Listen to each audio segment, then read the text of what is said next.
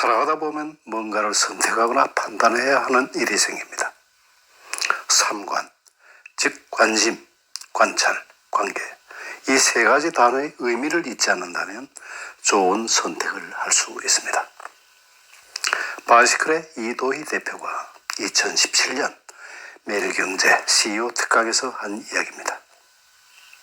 이도희 대표를 만나봅니다. 아, 이쁘네요. 바이시클, Journey of Life with Bicycle. 네, 주식회사 바이시클에 와 있습니다. 이도희 대표님을 만나보겠습니다. 자, 봅시다. 바이시클의 세상, 부모와 아이가 마주치는 첫 번째 기적 같은 순간을 바이시클이 함께 만들어갑니다. 아마 이것이 이 바이시클의 아마 그 기업 어떤 모토 같아요. Journey of Life with Bicycle. Keeping balance on a bicycle.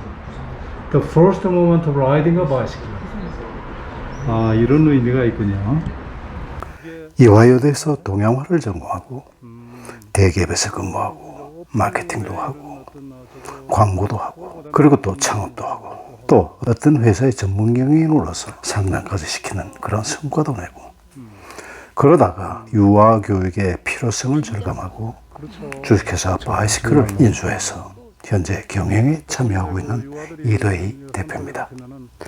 그녀의 역정, 그녀의 스토리를 들어보면 대한민국 여성의 파워를 짐작할 수 있습니다. 보기에는 굉장히 모습이지만 그 포부와 열정과 그리고 그 성과는 대단합니다. 함께 만나보시겠습니다. 그러고 나서 아이들의 그 변화 같은 거를 어쨌든 뭐 그 다 그 저 전부 다 계량하시고 또 측정하시고 다 하시잖아요. 네, 그런 것들이 저희가 이제 요 프로그램 말고, 그러니까 천리에서 하루 종일 하는 프로그램 말고도 아까 말씀드렸던 플랜성스 프로그램으로 아이들이 어떤 변화가 있는지를 그걸 제대로 측정하고 싶어서 AI 알고리즘도 만들었고. 아, AI 알고리즘도. 그리고 아니 미술대학교 나온 양반이 어떻게 이 디지털에 대해서 IT에 대해서 이렇게 해박한 참 그 놀라운 미래를 일이에요. 준비해야 되니까. 미래를 준비해야 되니까. 네, 저희 때 제대로 준비해야. 요즘 그러면 이 미술에서 어떤 걸 전공하셨어요? 저 동양화과 나왔어요. 동양화. 그 요즘 이제 그거는 취미로 어떤 뭐 하시나요? 아, 원래는 석판화 전시를 계속 한 20년? 20년. 하다가 한 10년 전부터 애기가 나와서 바빠서 못하고 있어요. 오케이. 그렇게 하고 그러면 쟤들을 집집마다 이제 그 가서 쟤들을 이제 애들을 데리고 보통은 저희가 이제 주변에 있는 아이들이 제일 많이 오기 때문에 직접 딜리버리를 하시고요. 아, 오케이. 그리고 조금 먼 친구들이 이렇게 보통 셔틀을 타죠. 네. 예. 정말 그 애들한테 그런 어떤 비록 말은 못하고 그런 몰라도 그 좀 전달할 수 있는 그 교육 프로그램이나 시스템이 있다는 거는 굉장한 축복이에요. 내가 봤을 때는. 굉장히 중요한 저는 그 인문학적 소양을 애들한테도 그 어릴 때부터 하면 그게 체화되는 거거든. 어릴 때 교육이 너무 중요하잖아요. 제일 중요하죠. 제일 중요하지. 아무리 뭐 어렸을 때 잘못 키워놓고 커가지고 이거 소용없어. 바꾸고 싶으면 바꿀 수도 있겠죠. 그렇지만 비용이 훨씬 많이 들어가겠죠. 비용뿐만 아니고 거의 내가 봤을 때 기회가 없어. 그런 의미에서는 정말로 의미 있는 그 일을 하시는 거예요. 우리 이 대표가. 정말 오늘 내가 와서 굉장히 감명받고 야, 정말 진짜 이거 진짜 필요한 사업인데. 진짜 필요한 일이죠. 필요한 일인데. 네, 그래서 저는 정말 사회적인 영향력을 지금 갖고 계신 시니어분들, 회장님처럼 이런 분들이 다 모여서 어떤 미래 교육이나 지금 현재 우리 아이들의 교육 환경. 난 그 관심 많아요. 나는 그 원래부터 내가 지금 산막스쿨을 하는 이유도 여성의 사업으로 이제 그걸 하는 건데 그건 이제 어른들 교육 쪽이에요. 근데 사실은 어릴 때 이모작을 그렇죠. 그런 건데 어릴 때 그런 어떤 교육을 받아가지고 애들이 익숙해진다면 그거야말로 비용뿐만 아니고 기회적인 측면에서도 엄청난 일이죠. 그리고 또 아이들이 이제 요즘도 젊은 친구들 보면 그냥 어떻게 하면 지금 하루 행복할까, 지금 이 순간 행복할까에 대한 고민을 많이 하고 뭐 정부에서도 키워드로 내놓는 게 행복 육아 그쵸. 뭐 이런 것들을 내놓잖아요. 젊은 부모들을 이렇게 병원으로 끌어들이기 위해서. 그런데 그거 핵심은 하나밖에 없어요. 제가 볼 때. 그러네. 뭐든지 안심할 수 있게 하고 안정할 수 있게 하는 그런 분위기? 그렇게 하기 위한 디테일한 솔루션, 프로그램, 그리고 교육 이런 게 진짜 중요하다고 생각하거든요. 그런데 그런 건 다 빠져 있고 그냥 돌봄 서비스를 하는 그냥 스타트업 아니면 그냥 그런 서비스를 운영하는 뭐 이런 아웃소싱 업체 이런 데들한테만 돈을 지급하고 그러게요. 그럼 아이들이 정말 행복한 시간을 보낼까에 대한 고민이 된 거냐 그 아이들을 그렇게 맡긴 부모들이 안심하면서 일을 하겠냐 오케이. 이런 생각들을 안 해본 거죠 제가 볼 때. 저는요 이게 조금 어떻게 지금 홍보라 원래 홍보 전문가 아니에요. 저요? 저 홍보 정보는 아니고 마케팅적인 측면에서 이게 내가 봤을 땐 지금 어느 정도 지금 기초가 많이 다져졌다고 지금 봐지고 여기에 새로운 어떤 IT 기술, AI 막 이런 것들이 접목이 되고 그렇게 되면 이 비즈니스 확장성이 굉장히 클 거라고 내가 봐요. 더군다나 시장도 크잖아. 글로벌 시장도. 그리고 하여튼 제가 응원합니다. 근데 여러 가지로 힘이 딸리죠. 뭐 이런 중소기업에 와서 일할 수 있는 인재라는 것들도 뭐 여러 가지 뭐 연봉이나 이런 것들은 대기업에 딸리잖아요. 여기서 키워놓으면 오히려 데리고 가잖아요. 그런 것도 문제고 인재 확보에 대한 문제. 일을 제가 혼자 할 수 있는 게 아니니까. 그리고 개발 인력이나 이런 것들은 인건비가 너무너무 비싸져가지고. 그렇지. 그리고 이 안에서 개발 인력들 스스로도 비전을 봐야 되는데 실은 관심이 이 분야에 관심을 갖는다라는 게 웬만한 부모로서 어떤 자식을 키워본 경험 뭐 이런 걸 통해서 갖지 않는 이상 젊은 친구들이 갖기 되게 어려운 분야죠. 네. 그러면 결국은 그런 사람들을 고급 인력들을 데리고 올 수 있는 거는 자본밖에 없는 거예요. 그렇죠. 그래서 자본, 뭐 제작비나 아니면 인건비가 굉장히 많이 들어가는 건 사실이에요. 어떻습니까? 좀 투자도 좀 받고 그렇게 해서 회사를 좀 키워보실 생각 안 하시나? 아 그래서 작년에 일부 투자를 조금 받았어요. 스톤브리지라는 VC한테 오케이. 투자를 받았는데 저희가 회사 경영해봐서 아시지만 그 자금이라는 게 필요할 때 어떤 순간에 딱 필요할 때 딱 들어와서 폭발력을 갖는 거지. 그렇죠. 뭐 자본이 없어서 찌질하게 뭐 이런 게 아니잖아요. 그러니까 제가 이제 요즘에 그 생각을 하고 있어요. 실은 오케이. 지금 타이밍이 됐다 지금 말씀하신 것처럼 없는 리소스로 조각조각 퍼즐 조각들을 제가 다 만들어 놨는데 오케이. 그거를 이제 어떤 자본이 들어와서 아니면 자본 엄브렐라 안에서 이걸 폭발력 있게 키울 타이밍이 된 것 같다라는 생각을 좀 하고 있어요. 제가 봤을 땐 타이밍도 되고 또 역량도 되시고 한번 좀 그 확실한 어떤 그 비즈니스 모델 그 조금 더 좀 다지고 그 다음에 한번 IR 한번 하셔가지고 투자 받으세요. 휴넷에도 그런 부분에 투자를 해요. 사무실에서 그녀와 제가 나누던 한번 대화 내용을 만나보자. 여러분들께서 들으신다면 이 사업에 그리고 이 사람에 대한 신뢰를 더욱더 깊게 가질 수 있을 것입니다. 대단한 이력이고 역량입니다. 함께 뭐 어떤 보시겠습니다. 일을 하시는 건지, 또 사업은 잘 되시는지 앞으로 또 전망은 또 어떤지 내가 혹시 뭐 도와드릴 일이 뭐 있는지. 얼굴은 여전히 동안이세요. 아, 보안이 늙어가고. 늙기는 뭐 지금 현재 이도희 대표가 늙었다 그러면은 안 되지. 아, 진짜 젊어지신 것 같아요, 근데. 저요? 예, 저는 저렇게 피부가, 살아요. 예, 점점. 피부가 좋아지고. 한때 그 여기 엠베서더 쪽에 네. 약간 계실 때 약간 피곤하시구나. 그땐 피곤했지. 네, 근데 지금 아 완전, 이제 뭐 리타이어하고 나니까 너무 피곤해. 주름살이 쫙쫙 펴지시고. 건강 관리도 잘 하고. 아 뭐 그때 한 60년 어떻게 그렇게 살았나 몰라. 내 지금 생각하니까. 선생님 맞으시죠? 네네. 저 예전에 동국대학교 다닐 때 아이고 가만히 있어봐. 아이 얼굴이 기억이 나네.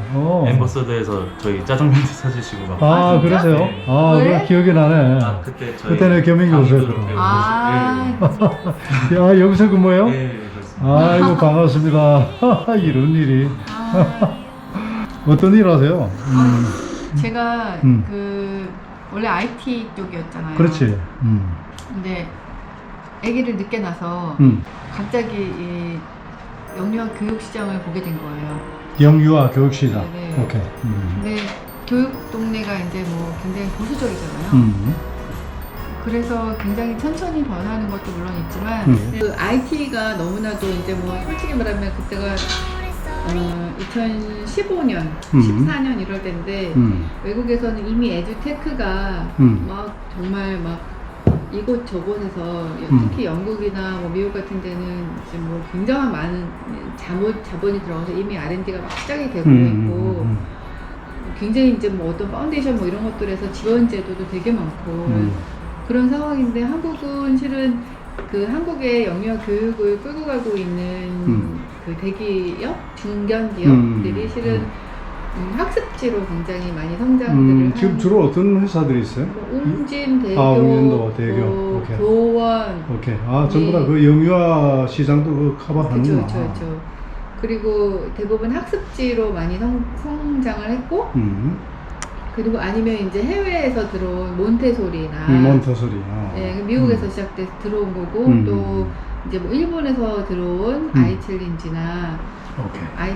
뭐 이런 것들이 아이챌린지는 한국 야구르트에서 이제 같이 시작을 해갖고 야구르트에서요? 한국 야구르트에서요. 오. 예, 그래서 시작을 해서 생각보다 이제 집으로 가야 되는 거니까 야구르트 아줌마들이 같이 들고 갔을 때 이제 오케이. 시너지가 무슨 나는 얘기인지 알겠다. 예, 그런 유통망을 써서 실은 한국에서 굉장히 대박을 냈죠.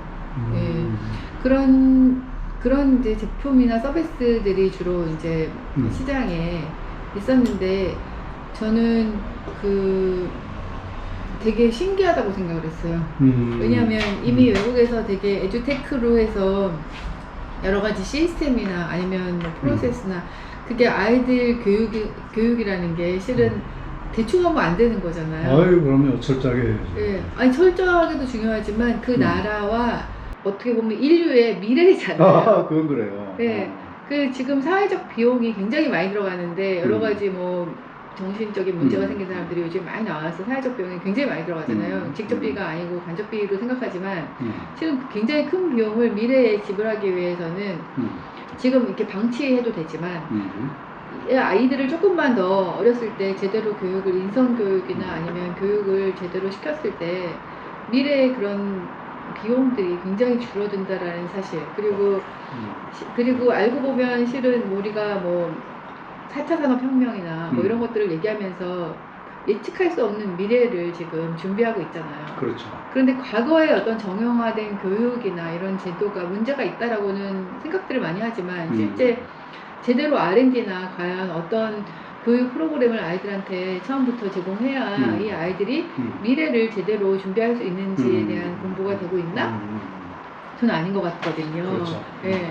기껏해야 이제 뭐 어떻게 그냥 인력을 투입해서 그냥 시간 뭐 맞벌이 부부를 편하게 아이들을 돌보게 할까 이 정도만 생각을 하고 있지 그 돌봄 시장에서도 얼마나 중요한 그 교육받은 인력들이 돌봄에 들어가서 아이들을 제대로 관리하고 제대로 봐주고 또 어떤 프로그램이 들어가서 그런 아이들이 시간을 의미 있게 보내게 할까에 대한 공부가 하나도 안 되고 있는 것 같아요.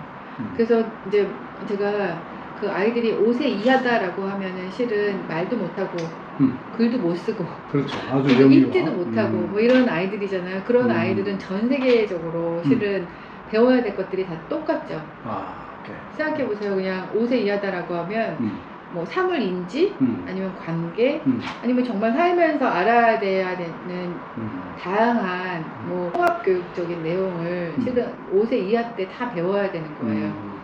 그래서 말도 못하고 글도 못 쓰고 실은 자기 의사 표현을 제대로 할 수 없는 아이들한테 일방적으로 그냥 과거에 그냥 방식대로 그냥 아이들은 어렸을 때부터 습관을 잘 만들어야 돼. 그냥 공부를 뭐 하기 위한 뭔가를 다져야 돼. 뭐 이제 이렇게 생각하면서 그냥 주입을 하면 우리가 아무도 어떻게 될지 모르는 그 미래의 세계의 아이들이 과연 준비가 되는 거 맞나? 이제 이런 생각도 한 거고 그리고 현재 이제 제가 이제 46이 돼서 아이를 낳았잖아요. 그러고서 이제 그러셨어요? 네. 첫 아이를 46이 돼갖고 아이를 딱 접하면서 실은 이제 해외도 굉장히 많이 돌아다니게 되니까 아이가 생기면 그거만 눈에 보이잖아요. 그래서 그런 제품이나 서비스를 각국을 돌아다니면서도 보게 되고 또 우리나라의 서비스도 아니면 제품들도 이렇게 접하게 되는데 아이가 11년도에 나왔거든요.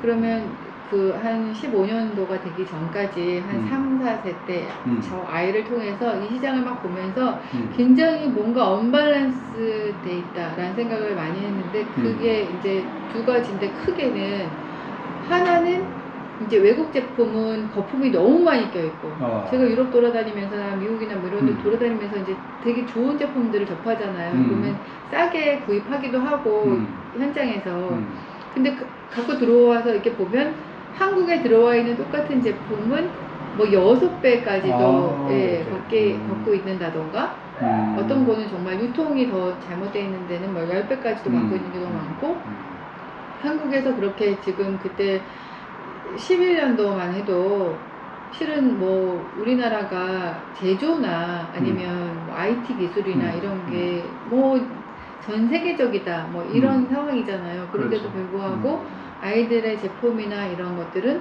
계속 반복해서 리패키지만 해갖고 나올 뿐이지 시대적으로 눈높이를 맞춘다던가 아니면 퀄리티가 좋아지고 있지 않은 상황에 중국이라는 어마어마한 그 뭐든지 메이드 인 차이나잖아요. 샤넬까지도 메이드 인 차이나가 되는 그런 상황인데 그런 중국의 어마어마한 제조 시장이 한국의 그 제조 능력 그 이상으로 제조력을 이제 발휘하면서 경쟁력 있게 제품에 대한 퀄리티나 뭐 이런 것들을 만들어 내가고 있는 상황이고 그래서 한국은 되게 뭔가 되게 언밸런스 돼 있다. 서비스에 대해서도 제품력에 대해서도 그리고 어떤 그런 유통 구조에 대해서도 뭐가 진짜지?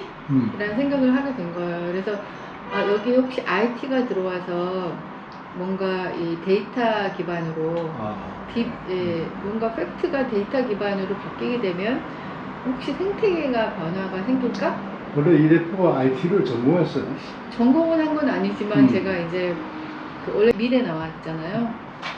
미대 나와서 광고 대행사를 이제 다니다가 이제 브랜드로 가서 SK를 다니다가 그런데 뭐 오리콤이라는 광고 대행사 다닐 때도 예, 맥킨토시가 한국에 처음 들어와서 그 광고를 하시다가 예, 그 광고를 했는데 그때 당시에도 이제 맥킨토시 들어와서 뭐 처음에 10명 선정해서 먼저 가르치고 그럴 때도 맥킨토시로 처음 이제 그쪽에 IT를 그 접했고. 재능이 있었던가 봐 IT 쪽에. 재능보다도 제 성격 때문에 이 대표가 걸어온 길은 직선은 아니었습니다. 이화여대 동양학과를 졸업해 광고회사 입사했고 수작업으로 디자인을 하던 시절 광고 콘티를 그리다 회사에서 맥킨토시 교육대상자로 선정돼서 컴퓨터를 처음 접했습니다. 덕분에 당시 한국에 2대밖에 없던 워크스테이션이 있는 다른 회사의 상품기획 직무로 이직할 수 있었습니다. 이 대표는 컴퓨터가 싫은데 컴퓨터가 저를 계속 따라다니는 삶을 이때부터 살았다고 당시를 회상합니다. 다음 행보 역시 평범하지 않았습니다. 미국에서 다이렉트 마케팅을 접하고 한국에 이를 적용해보고 싶다는 생각을 했습니다. 한국 다이렉트 마케팅에 입사해 글로벌 클라이언트를 상대로 프로모션을 했습니다. 다시 컴퓨터와 상품 기획 직무로 돌아와 여러 곳을 거치며 인터넷 교육, 신사업 개척을 하다 영유아 교육 제품을 만드는 바이시클을 인수했습니다. 이 대표는 자신이 많은 기회를 얻은 이유를 첫 번째, 관심으로 설명했습니다. 이 대표는 나는 오지랖이 넓다고 할 정도로 많은 것에 관심이 있는 사람이라며 일본에 갔을 때 하루 종일 지하철을 타고 다니며 일본의 사소한 문화도 알기 위해 노력했다고 밝혔습니다. 지금 운영하고 있는 바이시클 역시 아이를 키우며 관심을 갖고 유아 교육을 들여다보다 회사를 인수하면서 시작했습니다. 이 대표는 특히 조직의 리더라면 자신의 관심을 모두와 정확하고 꾸준히 공유하는 것이 중요하다고 강조했습니다. 두 번째 관은 관찰입니다. 보이는 대로만 보는 것을 넘어 그 속마음을 아는 것이 관찰이라고 이 대표는 설명합니다. 이 대표는 고객이 무엇을 중요하게 생각하는지, 앞에서 어떤 말을 하든지 시장이 무엇을 더 중요하게 생각하고 있는지를 관찰하면 좋은 기회를 맞이할 수 있다며 현상만 보는 것이 아니라 실제 데이터를 확보할 수 있는 인사이트를 관찰을 통해 얻을 수 있다고 밝혔습니다. 3관의 마지막으로 강조한 내용은 관계입니다. 다양한 곳에 관심을 갖고 그 너머를 관찰하다 보니 자연스레 주위에서 도움을 청한 적도 많은데 사심없이 도와주다 보니 좋은 관계가 형성되었다는 것. 이 대표는 좋은 관계가 있었기에 사업을 진행하면서도 기존 관행에서 벗어나 새로운 시도를 할 수 있었다며 관계에서 신뢰와 진실성만큼이나 관계가 어떻게 변화하는지도 중요하다고 전했습니다. 좀 약간 다이렉트하고 오케이. 네, 그런 것 때문에 좀 뭔가 정확하고. 있는 거 아닌가 생각이 드는데 그리고 이제 일본에 잠깐 다녀와서 SK에 들어갔을 때도 SKC에 들어갔었는데 그때도 이제 한국에 워크스테이션 뭐 두세 대밖에 없을 때 이제 그 유적으로 활동하고 오케이. 그랬고 그렇다고 해서 제가 막 이렇게 테크니컬하게 뭐 이런 것 뭐 매cin토시를 막 이렇게 테크니컬리 만지면서 뭔가 오프셀 이런 역할을 한 건 또 아니에요. 저는 굉장히 순수미술했던 사람으로서 그런 아날로그적인 거에 훨씬 더 관심이 많은 사람이고 그리고 나서 이제 SK를 다니다가 SK에서도 나와가지고 뭐 그게 정말 그 비용 대비 굉장히 효과를 따지는 거잖아요, 실은. 그렇죠. 네, 그러니까 굉장히 되게 중요한 향후의 또 방향성에서 굉장히 중요한 분야다라고 생각을 하고 있었어요. 그래서 그런 그때 당시에 클라이언트들이 뭐 굉장히 다 외국계, 뭐 존슨앤존슨이나 아니면 로레알, 뭐 P&G 뭐 다 이런 데였고 한국도 뭐 상고 쇼핑, 그때 홈쇼핑 막 BC 카드 그렇지. 처음 생길 때 막 이럴 때였거든요. 그래서 다이렉트 마케팅이라는 거를 제가 간접적으로 실은 그럼 그때 우리가 그 IGM에서 만날 때 그때 어디 계셨어요? 그때는 아마도 제일제당을 나와서 그 이후에 제일제당을 들어왔거든요. 아, 그러시구나. 네, CJ로 바뀌는 상황에 오케이. 예, 입사를 했어요. 다시 그때 당시에도 그 헤드헌터가 이 CJ에서 이런 사람을 뽑으려고 그러는데 인터뷰 하겠냐라고 해갖고 정말 시험을 막 오케이. 기획서도 쓰고 막 이러면서 인터뷰 해갖고 들어갔었을 텐데 그때 다니다가 거기에서 그때 97년도 98년도 이럴 때니까요. 이제 인터넷 땄다가 뭔가 막 이렇게 그때 다음에서 이메일 막 나오고 그렇지, 이럴 때였거든요. 그래서 그때 제가 이제 전사에 땄다가 뭔가 CJ에 교육을 시키고 이럴 때였어요. 아, 오케이. 그러다가 CJ에서 인터넷 투자나 검토를 하는 인터넷 경영 파트라는 게 만들어졌는데 정보전략실에 제가 거기 소속이 돼갖고 이제 투자나 아니면 사업계 뭐 이런 것들을 하다가 CJ에서 그러다가 드림라인이라고 드림라인. 예, 도로공사랑 같이 해서 회사를 하나 이제 그 만들었는데 CJ가 그때 그쪽으로 이제 나가게 되면서 IT로 인생이 바뀐 거죠. 아마 그때 됐을 거예요. 아마 그렇지. 우리가 2002년도 2년도 이럴 때 2년도 3년도 그때 예, 예. 내가 하얏트 사장할 때. 네네 맞으세요. 하얏트 사장할 때. 참 오래됐다. 우리가 20년 됐어. 그러니까. 네 맞아요. 20년 됐고 2002년도에는 제가 또 그 2000년도에 드림라인이라고 그 CJ에서 계열사죠. 그때 이제 CJ 옷을 벗고 드림라인으로 다시 이제 이직을 했는데 거기가 인프라 초고속 인터넷 인프라 회사예요. 그러다 보니까 이제 새로운 사업 모델을 계속 만들어내는데 인프라를 무료로 주고 그 새로 인터넷 비즈니스를 하는 파트너들을 선정해서 패밀리라는 이름으로 유치해서 오케이. DM을 만들어주고 유료화 모델을 만들어서 RS 하는 그런 오케이. 모델을 갖고 있었거든요. 그때 그게 드림 X라는 모델이었는데 지금 하나로 지금 또 브로드밴드가 됐죠. 그거의 전신. 예, 드림 X의 사업 팀장하고 이럴 때 거기에서 이제 CJ 출신이다 보니까 그 영화 온라인 티켓 오케이. 하는 거 그런 모델링이나 그래서 이제 티켓팅을 티켓 리스트로 하는 그런 사업 모델 만들었고 음악 그 엠넷이라는 게 있었기 때문에 음악 유료화하는 사업 온라인으로 유료화하는 사업 모델 뭐 이런 것들을 쭉 만든 거예요. 그래서 온라인에서 그 컨텐츠가 유료로 유통할 수 있는 아니면 어떤 유통 과정에서 온라인에서 거래가 일어날 수 있는 이런 모델들을 쭉 만들어서 비즈니스 모델로 만들고 RS 하는 그런 모델을 거기서 쭉 만든 거예요. 그때 당시에 아마 뵌 것 같고 네, 그러다가 제가 직접 사업을 해버린 그게 몇 년도예요? 2002년도에 2002년도에 뛰어나와서 티켓 리스트 하는 거하고 그때 당시에 이제 뭐 엑스박스를 한국에 유통하는 그런 모델을 갖고 사업자 선정하는 게 있었는데 MS에서 그거를 어떻게 할 것인가 네, 그러니까 뭐 엄청나게 많은 트렌드가 쭉 바뀌어갈 때 그 음. 앞에서 계속 그 트렌드에 맞춰서 실은 거기에 가 있었어요. 그랬었네요, 정말로. 네. 그래서 되게 재밌는 경험을 많이 했고 그런 어떤 그 과거의 이런저런 어떤 경험들이 사업을 하시는데 도움 되지 않나요? 도움이 많이 되고 도움 되죠? 예, 실은 제가 이제 그런 소리 되게 많이 들었죠. 어떻게 이렇게 아는 사람이 많아? 이런 느낌이. 오케이. 예. 근데 그런 네트워크도 실은 뭐 어떤 꼭 비즈니스를 위해서만 내 비즈니스를 위해서만 이 사람을 만나야지 아니면 이 사람하고 저녁을 먹어야지 뭐 이런 게 아니었고 그럼요. 그냥 정말 아는 사람 있어? 뭐 이러면 서로 도와주고 그냥 그럼요. 이런 거 있는데 도와줄 수 있어? 뭐 이제 이러면 그냥 선의로 막 도와주면서 그럼요. 그런 만들어진 친분 관계가 그렇지. 실은 지금 비즈니스를 할 때 이렇게 앉아서 아 오늘 이런 일이 있는데 아 좀 이런 거 누구한테 물어볼 수 없을까? 혹시 이러고 전화할 거 혹시 이런 게 있는데 어떻게 생각해? 그러면 아 그거 나 뭐 이런 거잖아 이러면서 이렇게 도와주시는 분 되게 많고 저는 뭐 100% 예. 공감해요. 저 자신도 이제 그동안 쭉 사생활하면서 꼭 무슨 비즈니스 때문에 만나게 되게 이게 아니고 사람이 좋고 그냥 궁금하고 이렇게 해서 만났던 그런 관계들이 알게 모르게 굉장히 도움이 되고 지금 도움을 받고 있죠.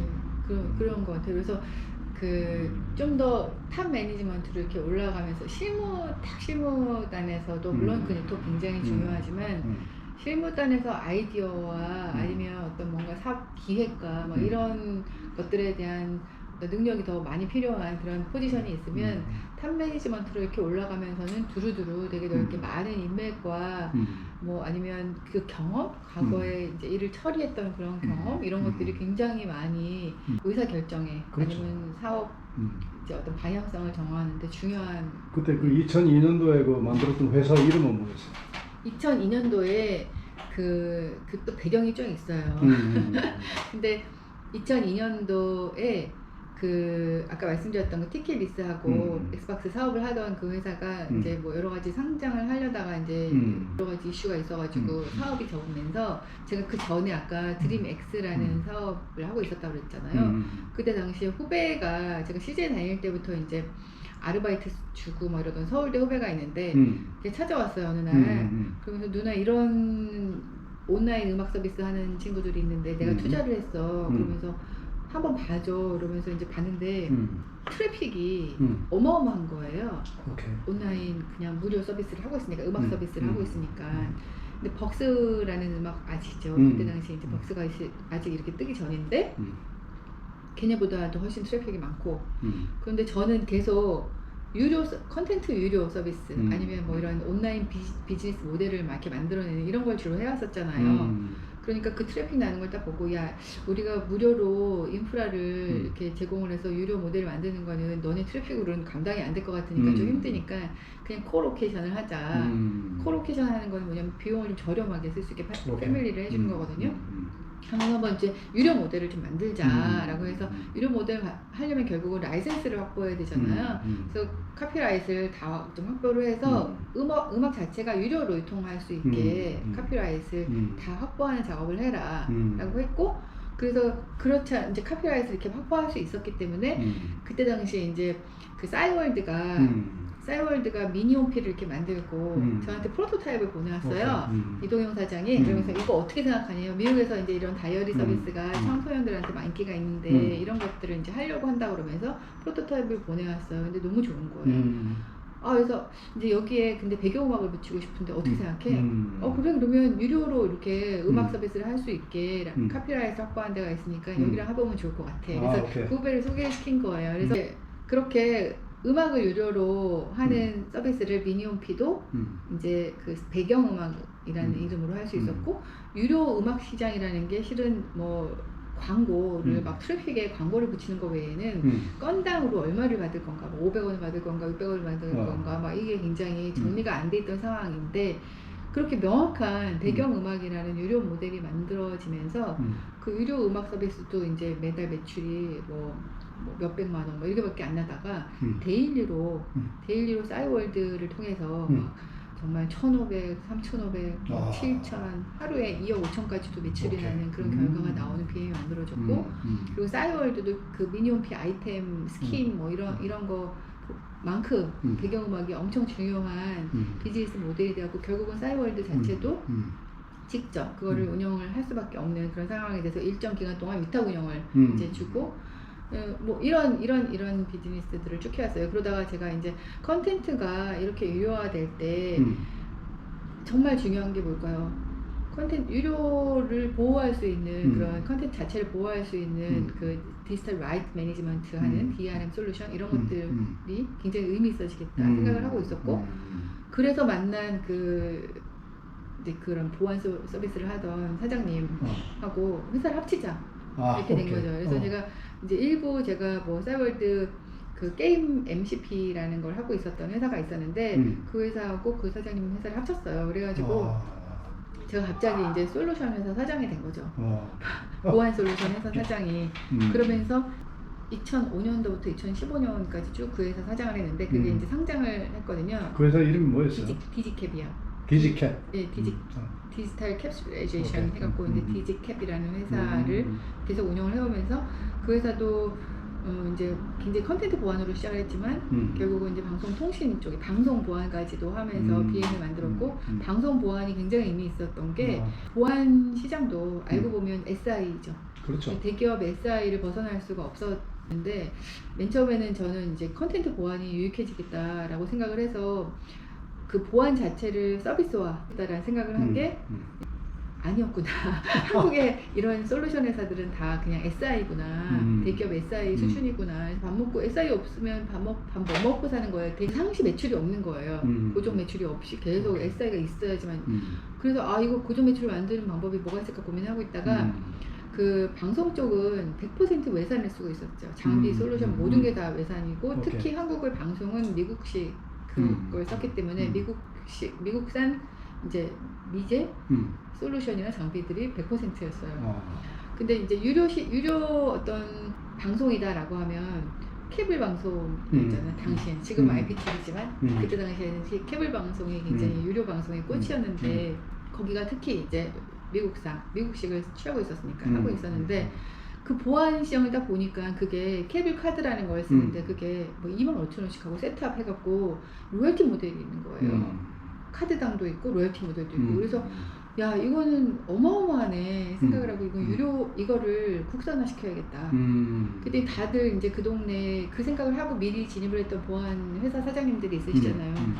불가능하다 라고 하시면서 저한테 다 만류를 하셨었어요. 이제 그리고 여사장은 한 명도 없었고 제가 이제 그런 케이블 방송 회장님들 쭉 모였을 때 가면 비서가 따라온 줄 알고 회장님들 비서가 따라온 줄 알고 저 구석에다가 지금도 이렇게 젊게 뵈는데 그대로 어떻게 어린애처럼 뵙겠지. 그쵸. 제가 또 철이 좀 없으니까 제가 이러고 다니니까. 근데 그 드림라인 시절에 드림라인이 그 지역에 그런 케이블 사업자들한테 자금을 지원해주면서 굉장히 이제 많이 좀 메이저 케이블 제대로 된 케이블 SO가 될 수 있게 지원을 많이 했었거든요. 그때 성장을 하셨던 지역 케이블 방송 사업자 한 분이 제가 드림라인 출신인 거를 아시고 저를 그 회장님들 테이블에 탁 앉혀주시더라고요. 그래서 지금도 있지 않는데 허경방송이라고 진주 쪽에 메이저 방송이 있으세요.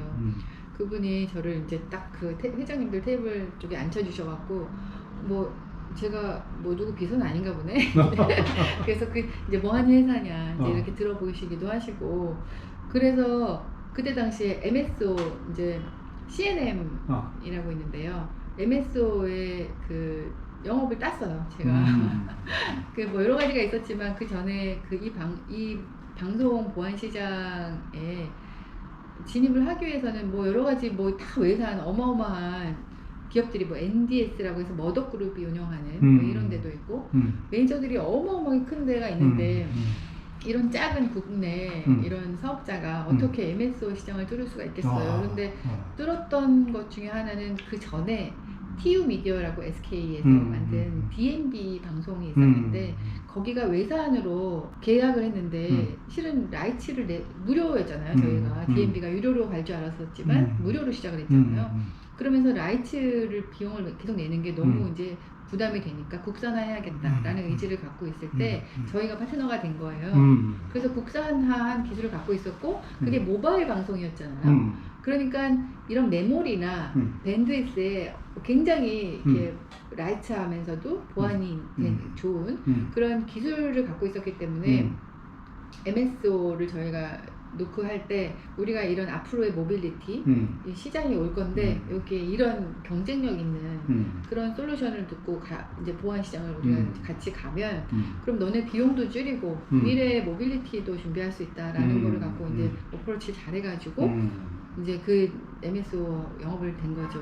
그래서 다들 실은 놀랐어요. 놀랐겠죠. NDS도 놀랐고 갑자기 말도 안 되는 우리를 경쟁사로 안 보던 한국의 코딱지만한 회사가 경쟁사가 돼서 해외에 갑자기 DMB 사업자나 케이블 방송 사업자들을 막 공격적으로 영업을 하고 다니니까 저 여자 누구야? 그래서 막 욕도 많이 먹고 이제 뭐야? 이제 막 이러고서 나도 약간 시키는 분들을 이제 헤쳐나가기 위해서 대단하다. 네, 그렇게 해서 그 회사가 이제 그런 BM이 있었으니까 시장이 이제 IPTV가 막 정부 쪽에서 지원을 하면서 케이블 방송 사업자가 이제 막 위축되고 이러던 시장에 IPTV도 들어가서 영업이 돼가지고 IPTV도 뚫고 그러고 나서도 이제 결국은 시장이 한국의 방송 유료 방송 시장이라는 게 이제 가구 수로 정해진다고 하면 세츄레이션 되는 거잖아요. 뭐 여기서 그렇지. 시장 이동만 될 뿐이지 사이즈가 커지는 건 그렇지. 아니니까 결국은 글로벌로 가야 되는데 글로벌 시장 간다라는 건 굉장히 어려운 일이죠. 왜냐하면 방송 정책, 방송 보안은 특히도 이 정부의 정치나 이런 거하고 각 국가의 같이 가거든요. 방향성에 있어서나 보안이니까요. 방송이 굉장히 중요한 미디어잖아요.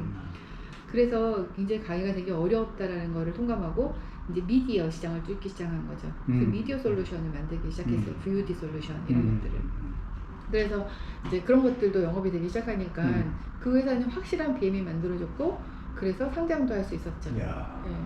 그래서 상장을 하는 과정에 저는 이제 아기도 늦게 낳고 그때 그러면 그때가 15년, 14년 이럴 때. 예, 그래서 이 시장이 이제 우리 애 때문에 이 시장을 봤지만 너무 이상하네. 뭔가 이 IT가 빨리 들어가서 데이터를 통해서 뭔가 시장이나 이런 생태계 변화가 시장에 의해서 만들어지면 어떨까 이런 생각을 하게 된 거예요. 그래서 빨리 IT가 들어가게 했으면 좋겠다 이런 생각을 하고 있었는데 저희 선배들이 좀 있어서 광고 쪽에 선배들 그래서 이제 광고 쪽에서도 다 디지털 광고로 바뀌었는데 못 바뀌어서 약간 메이저급이었는데도 불구하고 변신을 빨리 못해가지고 좀 외국계 기업에 팔리고 뭐 이런 광고 대행사들이 쭉 있으시거든요. 근데 이런 광고 대행사를 운영하시던 선배들이 야, 너는 디지털 쪽에서 이제 뭔가 경험이 많으니까 우리랑 같이 사업 한번 해보자. 이제 뭐 이렇게 말씀하셔갖고 이제 고민을 쭉 하고 있을 때였어요. 그리고 이미 이제 기존의 회사는 상장을 하기 위한 전문 경영도 이제 오셨고 그래서 고민하던 중에 그때 그러면 그 지금 상장된 그 회사 사장을 몇 년 동안 하신 거예요? 10년. 10년. 네, 하면서 이제 BM 세팅이 됐고 코넥스를 상장을 먼저 시켰고 그리고 이전 상장하기 위해서 전문 경영인이 오셨을 때 제가 이제 저는 주주로만 있겠습니다. 이러고서 나와서 제가 그 지금 이 회사를 경영권을 인수한 거죠. 그래서 이걸 그 당시에 그러면 그 경영도 하시면서 주주였었나요? 네, 2대 주주였고요. 2대 주주. 네, 왜냐면 맨 처음 만든 그 원래 보안회사 그때 그 상장하면서 어떻게 뭐 저 돈도 좀 많이 버셨어요? 예, 저는 프리 IPO 이제 펀드에다가 이제 먼저 매각을 했어요. 오케이. 실은 이제 뭐 이런 보안회사가 또 한국의 주식이라는 게 이제 유동성이 굉장히 많은데 저는 프리 IPO한테 좋게 엑시스를 했죠. 그리고 저는 이제 이거를 왜 인수하게 됐냐면 이제 경영권 그러니까 이걸 인수를 하신 거네요. 네, 경영권만 딱 인수한 거예요. 이제 아이가 실은 이 회사 이름이 뭐였어요? 바이시클. 바이시클. 네, 제 아이가 그 3살 때, 3살 한 가을이었어요. 한 9월. 그럴 때 이제 집에 있죠, 당연히. 저는 늙은 엄마니까 그냥 아줌마가 집에 있으니까 애가 유치원 가야 된다는 생각도 안 하고 그리고 집에 아이가 있었는데 이제 제자뻘 되는 친구가 저한테 전화가 와서 이제 통화를 하다가 아이가 아직도 집에 있다는 사실에 너무 놀라는 거예요. 자기도 이제 또래 아이가 있는데 자기 아이는 벌써 유치원을 다니고 있다는 거예요. 그래서 3살인데 벌써 유치원을 가냐. 제가 그랬거든요. 그랬더니 요즘엔 다 3살 때부터 유치원을 간다라고 하면서 한남동에 하루 종일 볕이 들어오는 유치원이 있다는 거예요. 그래서 제가 이제 그걸 한번 가보고 싶다. 그래서 알았다고 전화번호 바꿔서 있다가 어느 날 시간이 남아서 오후에 원장님한테 전화를 했더니 원장님 시간인데 오시라는 거예요. 그래서 와서 한남동에 갔는데 정말 되게 화려한 건 아닌데 주택을 개조해서 정원을 예쁘게 꾸며놨는데 이 유치원의 시그니처는 플레이송스라는 프로그램이고요. 그리고 그 가든 사계절 체험하는 프로그램이 시그니처예요. 네. 근데 하루 종일 일단 볕이 들어온다는 게 너무 마음에 든 거예요. 아이들이 어렸을 때 뛰어놀고 햇볕 많이 받고 그러면 좋지, 건강하게. 저는 그런 약간 보수적인 생각을 하고 그리고 이제 프로그램이 좋아서 그날로 등록을 하고 아이가 다니고 있었는데 아까 말씀드렸던 플레이송스라는 시그니처 프로그램 그게 뭔지, 왜냐면 제가 이제 아이들 교육 사업을 할까 이제 생각을 제대로 할까라는 생각을 하기 전에 이쪽에 IT가 들어오면 좋겠다라고 막연하게 생각을 하고선 있었잖아요. 그래서 선배들이 뭔가 이런 교육 사업을 그럼 같이 해볼까 이제 이러고 있었기 때문에 제가 그러면 교육 사업을 우리가 직접 하는 거는 경험이 없으니 교육 사업을 기존에 하던 데를 인수해서 브릿지가 되면 어떨까 해서 이제 서치를 하고 있었거든요. 그래서 이제 어느 날 이제 아까 말씀드렸던 이 학원의 시그니처 프로그램인 플레이송스를 한번 보자. 그래서 봤는데 이게 말이 너무 되는 거예요. 어떤 부분이냐면 아까 처음에 들어가면 영유아들은 말을 못하잖아요. 글도 못 쓰고 읽지도 못하고 그런 아이들인데 우리가 왜 음악을 들으면 슬픈 음악을 들으면 좀 다운되고 빠른 음악을 들으면 우리도 막 이렇게 뭔가 빨라지잖아요. 그리고 옛날에 제가 음악 사업을 잠깐 했었잖아요. 배경음악 사업, 싸이월드. 그걸 할 때도 매장 음악이라는 걸 저희가 만들었었어요. 그리고 감성집이라는 걸 저희가 이제 만들었었거든요. 근데 다 실패했어요. 매장 음악은 이제 아직까지도 이제 그게 공연법에 의해서 필요하니까 이제 가는데 그때 당시에 만들었던 감성집이는 실패했어요. 왜냐면 그때 당시에는 AI가 없었잖아요. 그걸 다 때려 넣었거든요. 뭐 예를 들면 강남에 30대 아니 직장인의 뭐 남자친구가 있고 뭐 인컴이 얼마고 뭐 이런 사람들이 어떤 음악을 좋아하고 다 때려 넣었고 이제 그런 DB를 만들었었던 경험이 있었는데 실은 그게 DB가 맞을 수가 없었던 게 그 바로 전에 무슨 상황을 접했냐에 따라서 원래는 이 여자는 락을 좋아해야 되는 2시면 락을 틀어주면 좋아해야 되는 사람인데 그 전에 남자친구랑 바로 싸웠어. 전화통화로. 그러면 락을 틀어주면 화가 나. 뭔가 다른 슬픈 음악을 틀어줘야 되는 그런 상황이 생기더라고요.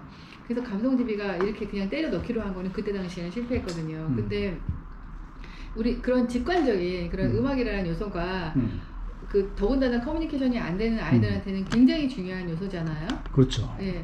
그런데 그 음악 치료사들이 한국에 와서 자기 아이 음악 치료를 했으니까 자기 아이뿐만이 아니라 친구들이 어떤 음악이 아이들한테 교육에 좋은 거야 하면서 이제 질문을 하니까 이렇게 살펴봤대요. 그런데 정말 아직까지도 그때 당시에 이제 2007년도에 그때 당시에도 달달 무슨 달 뭐 아니면 공세마리 이런 것들을 개사해서 그냥 대충 그냥 집어넣고 있는 거지. 실은 아이들의 어떤 발달 요소 아니면 인지 능력 그거에 맞춰서 체계적으로 돼 있는 게 하나도 없더라는 거예요.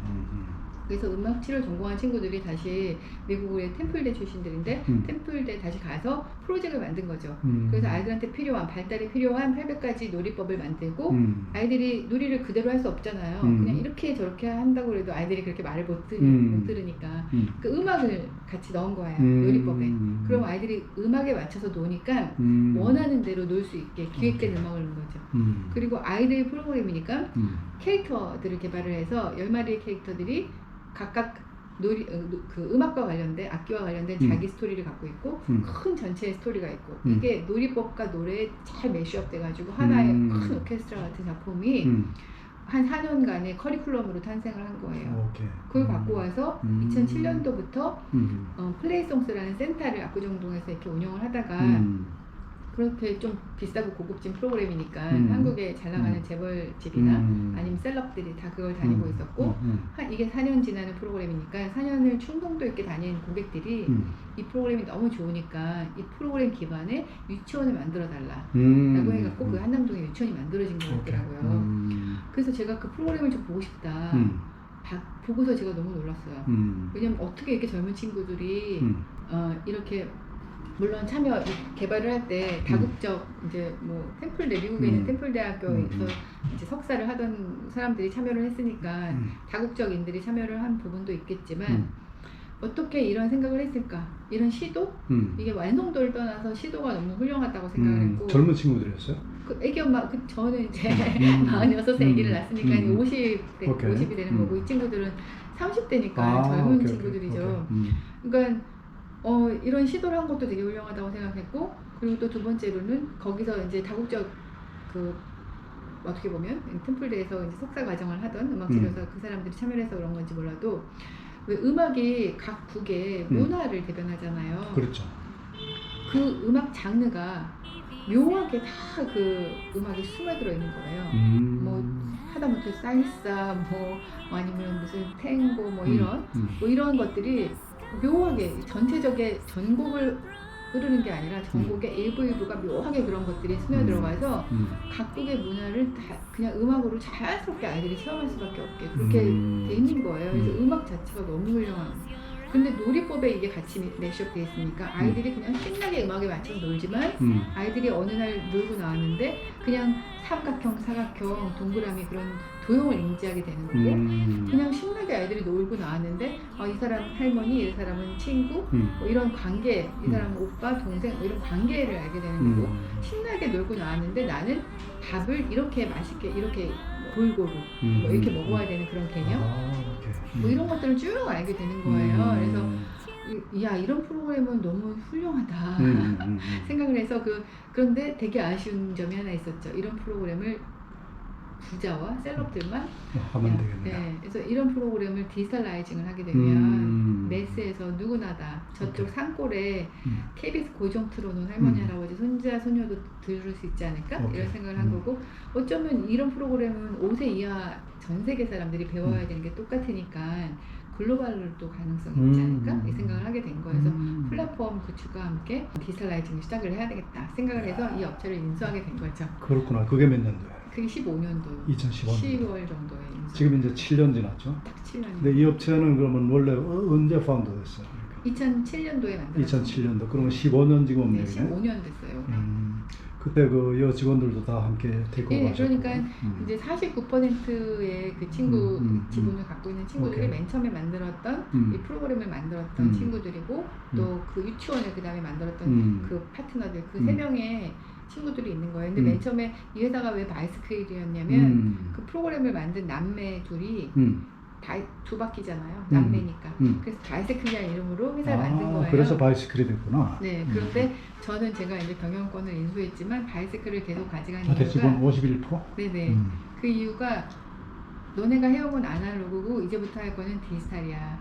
그래서 아날로그 바퀴와 디지털 바퀴가 잘 돌아가는 그런 의미에서 또 바이스클이네. 네. 그래서 바이스클 2.0 시대를 만들자라고 하고 만든 거죠. 그렇구나. 자, 그러면 그 이후에 그러니까 2015년도 이제 인수 이후에 많은 발전이 있었겠네요. 네네. 뭐 매출도 이렇게 뛰고 있고요. 오케이. 지금 현재 네. 그 한번 저 현황을 좀 얘기해 주세요. 매출이나 또 이런 부분들.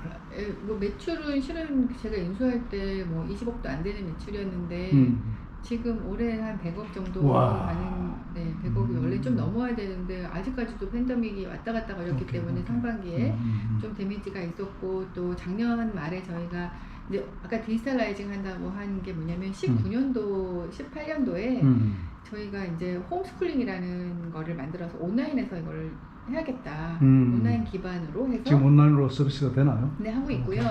아까 말한 뭐 따따따 뭐 온라인 기반의 뭔가 만들어질 때 다 인강이란 것도 나왔었고 온라인으로 굉장히 많은 교육 서비스가 들어갈 거라고 생각을 해갖고 다들 준비 많이 했죠. 그렇죠. 그리고 TV 안으로 들어가게 하고 싶어서 굉장히 노력을 했지만 EBS 외에는 실은 교육 서비스가 TV에서 성공한 게 없어요. 그렇습니다.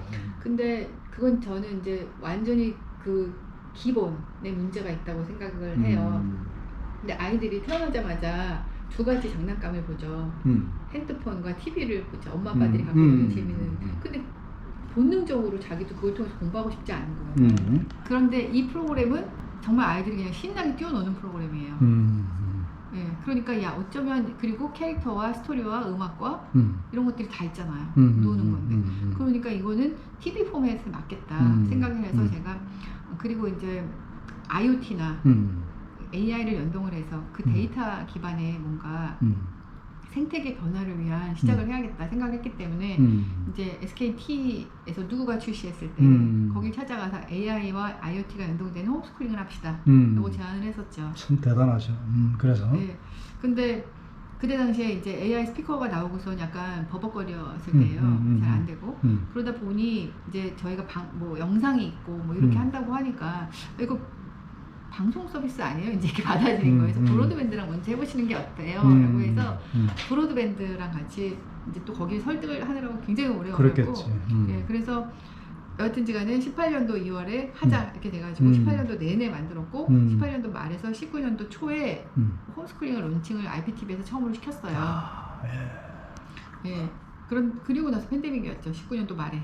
그러니까 실은 저희는 홈스쿨링 갖고 밥 먹고 살았어요. 오프라인 센터들은 다 문을 닫았거든요. 예. 그래서 다행히 이제 오프라인 센터가 몇 군데나 있었어요, 그 당시에?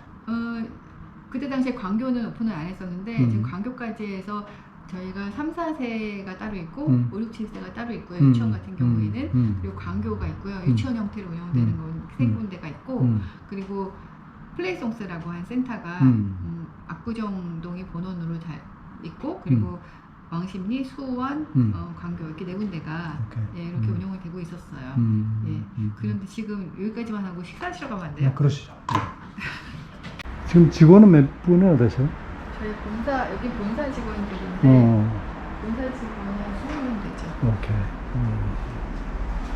이런 것들은 뭐 이게 이게 아까 말한 홈스쿨링에 들어가는 교구제 교구제로. 교구제 박스들이고요. 교구제 박스. 저희 출판도 이렇게 그 예를 들면은 어떻게 하나 이게 가브리에 예를 들면은 이게 이제 교구 이거는 출판물이에요. 출판물이고. 다른 건 출판물. 요건 영유아들이 요거 교구제를 가지고 이제 그 교육을 받는 거네요. 네, 그거는 이렇게 이거 좀 세트 단계별로 이렇게 구성이 돼 있어요. 이렇게 단계별로 영상과 교구제로 이런 식으로 이렇게. 정말 진짜 이게 아주 애들한테 이런 식의 어떤 교육이 절대적으로 좀 필요하겠구나. 이게 값싸게 우리 모든 국민들이 다 이 혜택을 받을 수 있도록 네. 그렇게 지금 준비를 하시는 거죠? 네.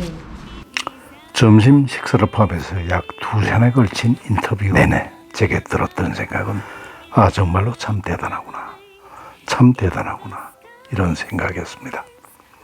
이런 여성 기업가 정신에 투철하고 실력 있고 그리고 인성 좋은 이런 엔터프로너들이 있는 한 우리 대한민국은 결코 망하지 않을 것입니다. 바이시클의 무궁한 발전을 기원합니다. 그리고 확신합니다. 권대욱 TV였습니다. 오늘도 행복한 하루 되십시오. 감사합니다.